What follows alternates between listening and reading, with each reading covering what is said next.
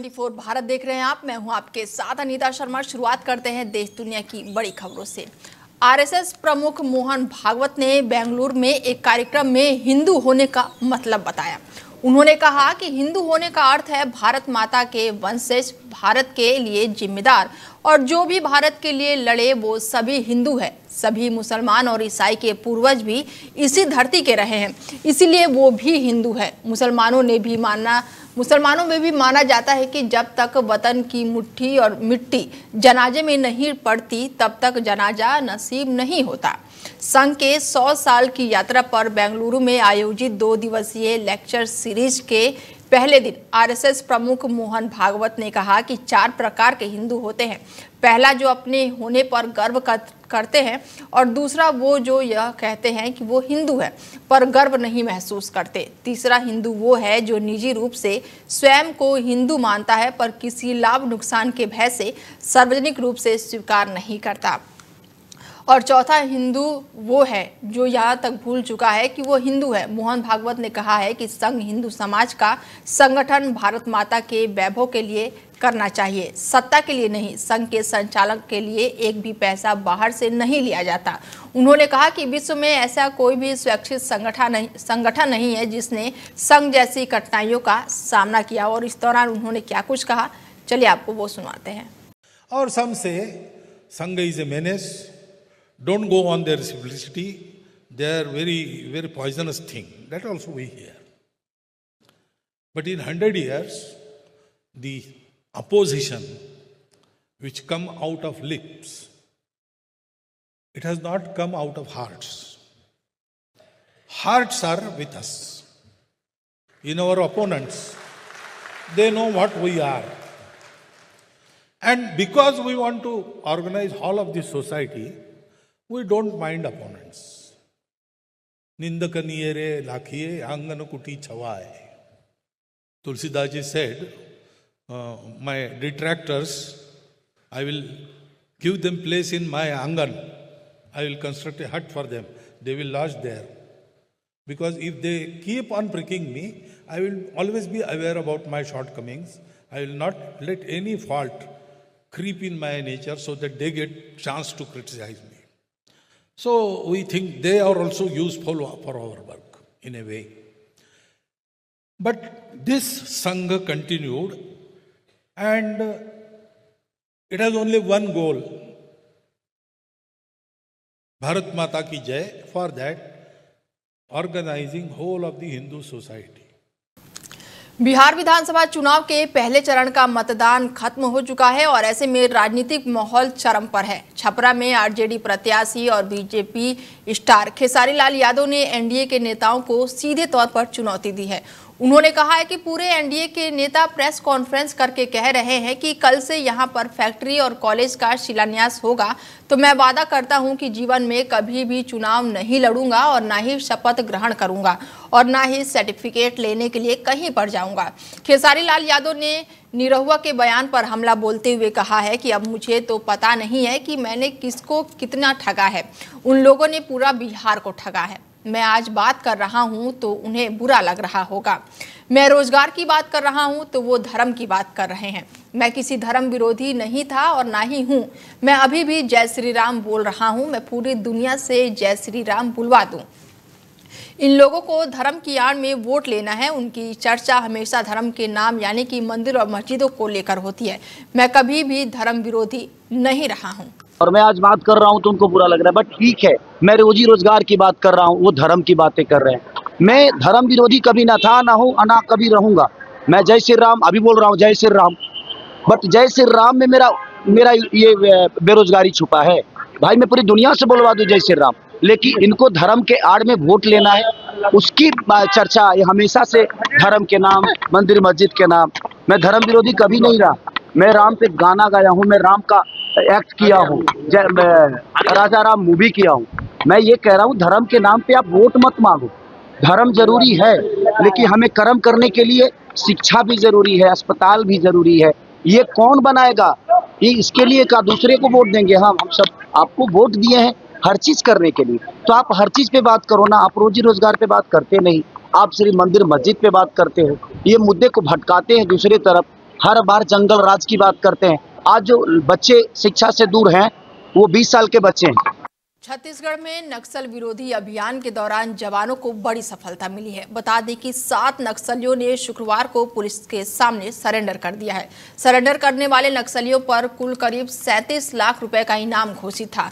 जिन नक्सलियों ने सरेंडर किया उसमें 2 टॉप लीडर भी शामिल है। नक्सलियों के सरेंडर की जानकारी देते हुए पुलिस अधिकारियों ने बताया कि 2 टॉप लीडरों के साथ कमेटी सदस्य विद्या, नंदनी और मलेश ने भी सरेंडर किया है और इन पर 5-5 लाख रुपए का इनाम था और इसके अलावा 1 लाख रुपए की इनामी कांति ने भी आत्मसमर्पण किया है। नक्सली अपने हथियारों के साथ सरेंडर करने पहुंचे थे। नक्सलियों के सरेंडर करने की जानकारी जवानों को भी नहीं थी। नक्सली जंगल से पैदल निकले और सरेंडर करने के लिए पहुंचे। सरेंडर करने वाले नक्सली मेंबर सदस्य विद्या ने बताया कि उन्होंने अपने पहले टॉप कमांडर रुपेश दादा की अपील के बाद से सरेंडर करने का फैसला किया। उन्होंने कहा कि अब हम जंगल में नहीं रहना चाहते, हथियार छोड़कर हम घर जाना चाहते हैं। लौह पुरुष सरदार वल्लभ भाई पटेल की 150वीं जयंती के उपलक्ष्य में आज यूनिट मार्च का आयोजन किया गया और इसके तहत तुरी धाम से पदयात्रा की शुरुआत की गई और इसके साथ ही समुदाय भवन में इसका समापन किया गया। सांसद कमलेश ने बताया है कि सरदार वल्लभ भाई पटेल की 150वीं जयंती के उपलक्ष्य में यूनिटी मार्च का आयोजन किया गया और एक भारत श्रेष्ठ भारत की मंशा सरदार वल्लभ भाई पटेल की थी। राष्ट्रीय एकता, सामाजिक जिम्मेदारी और देशभक्ति की भावना और सशक्त करने के उद्देश्य से यूनिटी मार्च का आयोजन किया जा रहा है और इसे लेकर लोगों में उत्साह भी देखा जा रहा है। आज हमारे देश के सम्माननीय वल्लभ भाई पटेल जी के 150वीं जयंती के उपलक्ष्य में आज हम लोग यूनिटी मार्च तुर्री से लेकर शक्ति तक की पद यात्रा चलेगी। इसमें सब सारे हमारे जिले के पदाधिकारीगण, सभी स्कूल के बच्चे, मीडिया के बंधु, आप सबका स्वागत, वंदन, अभिनंदन है। कल मेरा पद यात्रा रहोस जांजगीर जिला में था। रहोस से लेकर सिवरी नारायण तक बहुत कार्यकर्ता में उत्साह था। हम एक भारत श्रेष्ठ भारत सबको जोड़ने का कार्यक्रम के लिए कार्यक्रम आज रखा गया है। आप सबका बहुत बहुत धन्यवाद। इस यूनिटी मार्च का क्या उद्देश्य है? सबको एक श्रेष्ठ भारत, एक भारत जो वल्लभ भाई पटेल जी की जो मंशा थी, सबको लेके चलने का, उसी मंशा के साथ आज हम लोग इस कार्यक्रम को रखे हैं और ये कार्यक्रम हमारे तुर्री धाम से लेके शक्ति तक की चलेगी। ये सबको हम लोग जोड़ते हुए चलेंगे। सबका स्वागत, वंदन, अभिनंदन है इस कार्यक्रम के लिए। यमुनानगर के प्रताप नगर बस स्टैंड में छात्रों के ऊपर बस चढ़ने के दर्दनाक हादसे से सबक लेते हुए परिवहन विभाग यमुनानगर ने बस स्टैंड परिसर की सीसीटीवी कैमरे से लैस कर दिया है। हादसे के बाद से मौके पर पहुंचे जिला उपायुक्त यमुनानगर और पुलिस अधीक्षक कमलदीप गोयल ने जब सीसीटीवी कैमरे की फुटेज देखने के लिए बस स्टैंड कर्मचारियों को कहा तो बस स्टैंड पर लगे सभी सीसीटीवी कैमरे बंद पाए गए, जिस पर जिला उपायुक्त ने कर्मचारियों को जमकर फटकार लगाई। यमुनानगर के प्रताप नगर बस स्टैंड में हुए हादसे में छात्र की जान जाने के बाद परिवहन विभाग नींद से जागा है। परिवहन विभाग ने प्रताप नगर में लंबे समय से बंद पड़े कैमरे को ठीक करवाया है और इसके साथ ही छात्रों के लिए प्रताप नगर से यमुनानगर केवल महिलाओं और बस के 4-4 सदस्य बसों को भी प्रताप नगर यमुना रूट पर शुरू किया है। हादसे से सबक लेते हुए अब विभाग के कर्मचारी प्रताप नगर बस स्टैंड पर सतर्कता बरतते हुए कार्य करते हुए नजर आ रहे हैं। शुक्रवार को कुलगामा पुलिस ने एक बड़ी आतंकी विरोधी कार्रवाई के तहत पाकिस्तान और पीओके से कथित रूप से संचालित जम्मू कश्मीर के नागरिकों के खिलाफ व्यापक अभियान शुरू किया और इस कार्रवाई का मकसद जिले में उनके समर्थन नेटवर्क को निशाना बनाना था। खास खुफिया जानकारी के आधार पर पुलिस ने कुलगामा के अलग अलग इलाकों में कई तलाशी और घेराबंदी अभियान चलाया था और ये अभियान उन लोगों पर केंद्रित था जो अपने और उन रिश्तेदारों के इशारों पर आतंकवादी गतिविधियों के लिए धन और लॉजिस्टिक सहायता मुहैया करा रहे थे, जो इस समय सरहद पार जा रहे हैं। पुलिस के अनुसार पाकिस्तान और पाकिस्तान अधिकृत कश्मीर यानी कि पीओके से काम करने वाले जम्मू कश्मीर नेशनल से जुड़े कई रिश्तेदारों और अंडरग्राउंड वर्करों के खिलाफ संबंधित धाराओं के तहत मामला दर्ज किया गया है। पुलिस ने शांति और सुरक्षा बनाए रखने की अपनी प्रतिबद्धता दोहराते हुए कहा कि आतंकवादी नेटवर्क और उनके समर्थकों के खिलाफ कार्रवाई तब तक जारी रहेगी जब तक जिले में आतंकवाद का पूरा जड़ समाप्त नहीं हो जाता। दतिया में उस समय मातम पसर गया जब अवैध रेत खदान से अवैध रेत लेकर लौट रहे एक ट्रैक्टर ट्रॉली ने 6 साल की मासूम को कुचल दिया, जिससे उसकी मौके पर ही दर्दनाक मौत हो गई। हादसे के बाद से गांव में आक्रोश फूट पड़ा। परिजन और ग्रामीणों ने गांव के मुख्य मार्ग पर जाम लगाकर विरोध प्रदर्शन किया। परिजनों का कहना है कि जब तक कलेक्टर मौके पर नहीं पहुंचता और अवैध रेत खदान बंद नहीं कराई जाती, तब तक वो बच्ची का शव नहीं उठने देंगे। जानकारी के अनुसार मृतक बच्ची नेहा पुत्री महेंद्र और अपने घर से गांव के स्कूल जा रही थी और इसी दौरान गांव के अवैध खदान से रेत लेकर आ रहे ओवरलोड ट्रैक्टर ट्रॉली अनियंत्रित होकर बच्ची के ऊपर चढ़ गया। बच्ची की मौके पर ही जान चली गई। हैरान करने वाली बात यह रही कि ट्रैक्टर चालक नाबालिग बताया जा रहा है, जबकि ट्रैक्टर के मालिक की पहचान अरविंद पुत्र राम बाबू निवासी धर्मपुरा के रूप में हुई है। घटना के बाद से मौके पर पहुंची पुलिस ने शव को ग्रामीणों के कब्जे में नहीं लेने दिया, जिसके बाद से अब पूरी तरह से गांव में जमकर हंगामा देखने को मिल रहा है। तो वहीं पुलिस अब पूरे मामले को संभालती हुई नजर आ रही है। ये खत्म हो गई, कौन थी आपकी? हमारी दूसरे नंबर की थी। क्या नाम है इसका? कौन सी क्लास में पढ़ती थी ये? 1 में पढ़ती। अच्छा, कितने बच्चे हैं आपके? 4 लड़की है। 4 लड़की है? हाँ। लड़का नहीं है आपका? नहीं है। अच्छा, आपके पति क्या करते थे? कहाँ जा रही थी बच्ची? पढ़ के जा रही थी माली हमारी। ट्रैक्टर कहाँ से आ रहा था? हमें क्या पता, हम तो घर आते। क्या मांग क्या है? कौन सा ट्रैक्टर है? किसका है ट्रैक्टर?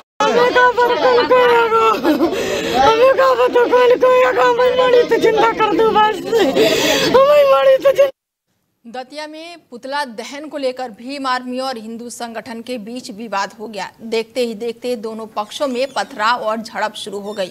हालातों को काबू में लाने के लिए पुलिस को लाठीचार्ज करना पड़ा, साथ ही वाटर कैनन का इस्तेमाल करके लोगों को खदेड़ा गया।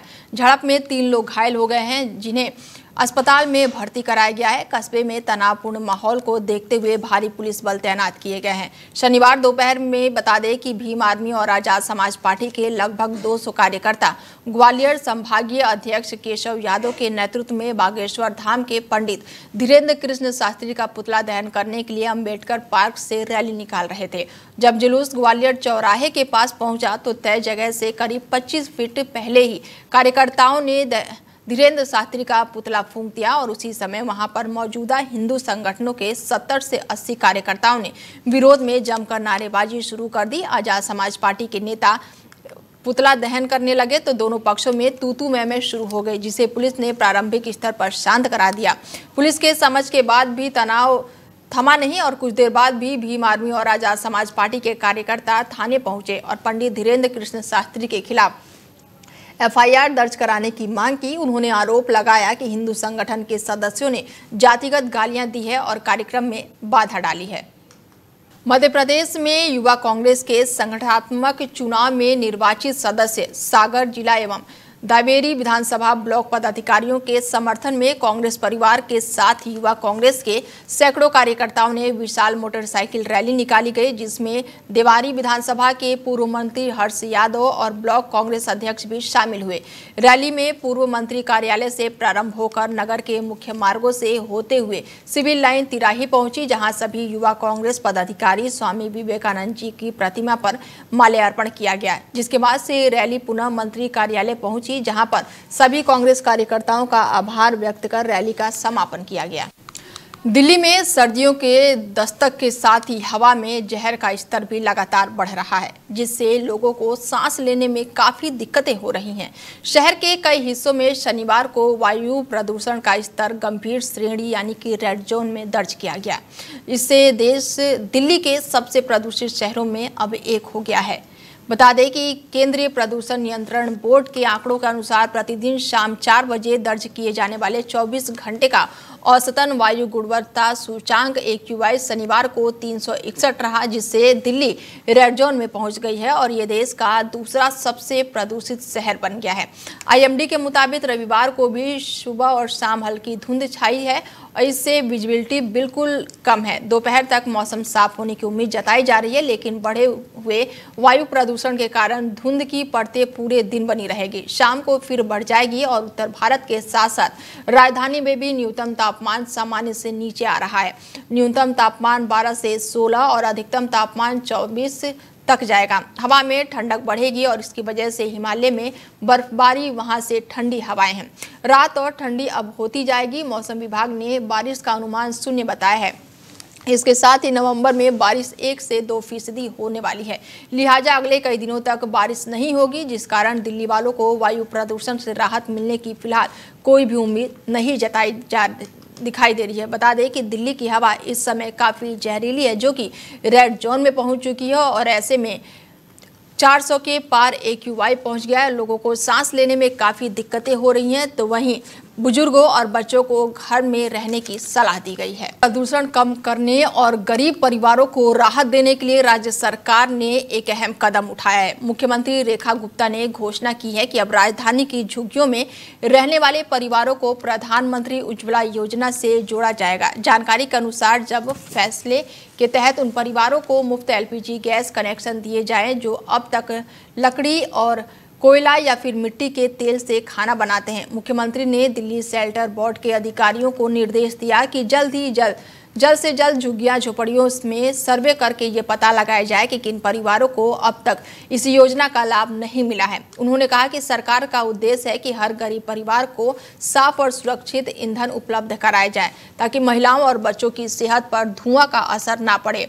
रेखा गुप्ता ने बताया है कि लकड़ी और कोयले से खाना पकाने पर न सिर्फ घरों में धुआं फैलता है, बल्कि इससे दिल्ली का वायु प्रदूषण भी बढ़ता है और ऐसे में रसोई गैस का उपयोग न केवल स्वास्थ्य के लिए बेहतर होगा बल्कि पर्यावरण के लिए भी फायदेमंद साबित होगा। सरकार ने साफ किया है कि परिवारों को LPG सिलेंडर, गैस स्टोव और पाइप जैसी सभी जरूरी वस्तुएं मुफ्त में दी जाएगी, ताकि किसी को कोई भी परेशानी ना हो। मुख्यमंत्री ने अधिकारियों से कहा है कि सर्वे कार्य को तेजी से पूरा करके सूची तैयार की जाए और अधिक से अधिक झुग्गी परिवारों को इस योजना से जोड़ा जाए।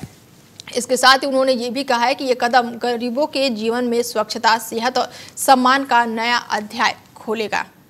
फिलहाल बुलेटिन में मेरे साथ इतना ही। दीजिए इजाजत। नमस्कार। सत्ता की हर चार पर हमारी नजर, जनता की आवाज सबसे पहले, सच की पड़ताल करेंगे हम।